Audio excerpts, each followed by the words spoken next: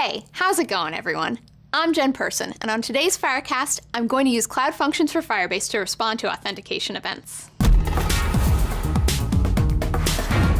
In my last Firecast, I talked about a photo sharing app where users upload images that then appear in a grid. I want to keep track of who is using the app and control access to storage and the database, so I'll use Firebase Authentication. Users will have their own profiles which contain their email and profile picture. I want to create a profile whenever a new user is authenticated. It will contain the user's email and profile photo.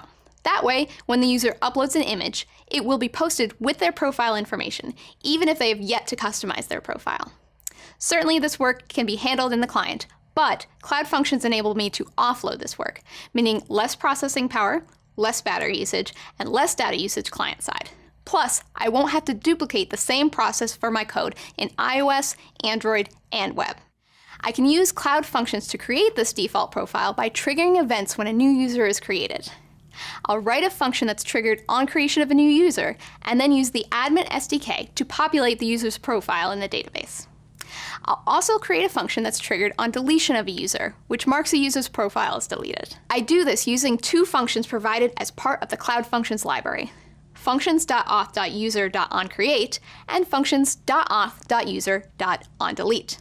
As the name suggests, onCreate is triggered when a user is created, which can happen in the client upon creating a new account, adding from the Firebase console, or importing from the command line. OnDelete is triggered when a user is removed, which again can be done from the client, the Firebase console, or the command line. I'll then use the admin SDK to write the data to the database. The admin SDK provides unrestricted access to the database. If you'd like to know more about the admin SDK, then check out the documentation link below. All right, let's dive in. As always, I start by requiring the Firebase Functions module. I'll also require the Firebase admin module because I will need this to access the database to write the user's default profile. I'll also initialize the admin SDK in the usual way. I will create a reference to the root of the database. Now, I'll export a function called createUserAccount. It will use the functions.auth.user method, which registers a Cloud function to handle user authentication events. I'll call the onCreate method on functions.auth.user. The onCreate method receives an event object that describes the new user that was added. When a new user is authenticated, a user record object is created.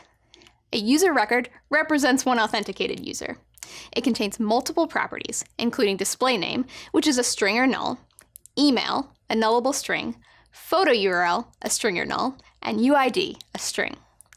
I can access the list of user attributes contained in the user record object through event.data. Here's how I make that happen. I'll access the user's UID and email to add their default profile in the database. Not all users will have an email to add to their default new user profile. For example, users who sign up with Twitter are not required to provide an email. In that case, email will be null and the key value pair will not be added to the database. I'll get the user's photo from the user record's photo URL property. I'll use a null coalescing operator here since photo URL may be null. But I still want the user to have a profile picture. If photo URL is null, then I'll use this default image here. So I have constants to hold the user's UID, email, and profile photo. Now, I'll use those values to add the user's profile to the database. For that, I'll need to use the admin SDK. I'll create a new reference to a path in the database using the user's UID as the key. Here we go. I'll create my database reference to the path users/UID. Then, I'll set the new user's profile image and email in the database. And there you have it. Time to see this function in action. I'll run Firebase deploy. I'll head over to the Firebase console, enable email and password authentication, and then add a new user. I'll be super creative with my test email. Now, I'll select the database to see my new user profile entry. There they are. I can see the user's UID and children containing the email and photo URL.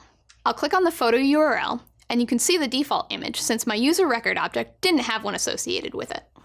Now we have a way of bootstrapping a space in the database for new users. But what about when a user account is deleted? It turns out that Cloud Functions also provide a way to trigger on deletion of a user. So what might we want to do in response to this trigger? I could clean up all the user's data from the database to save space. I could also just mark the user as deleted with a flag. In my app, I don't want to lose any data just yet, so I'll take the second option. That way, if the user decides to return, their profile is still configured. So now I'll write a function that is triggered when a user is removed.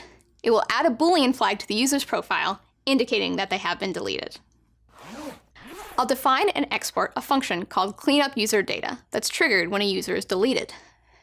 The event contains a user record object, just like in the onCreate function. I'll get the user's UID from the event object's data. I'll then define a reference to the user's entry in the database using the UID and the admin SDK. Finally, I'll update the reference with the Boolean isDeleted set to true. Let's try out this cleanupUserData function. I'll deploy my function once again, then head over to the Firebase console and remove the user I just added. I'll select the database, and you can see that the Boolean flag has been added. Come back soon, test user. So now I have two functions triggered by authentication events. One for when users are added, and one for when they are deleted. But there's lots more you can do with Cloud Functions. For more examples of ways to use Cloud Functions, check out the samples on GitHub. You can find the link below. And subscribe to the Firebase YouTube channel to get notified about new Firecasts and other videos about Firebase. Thanks for watching, and I'll see you next time in a future Firecast.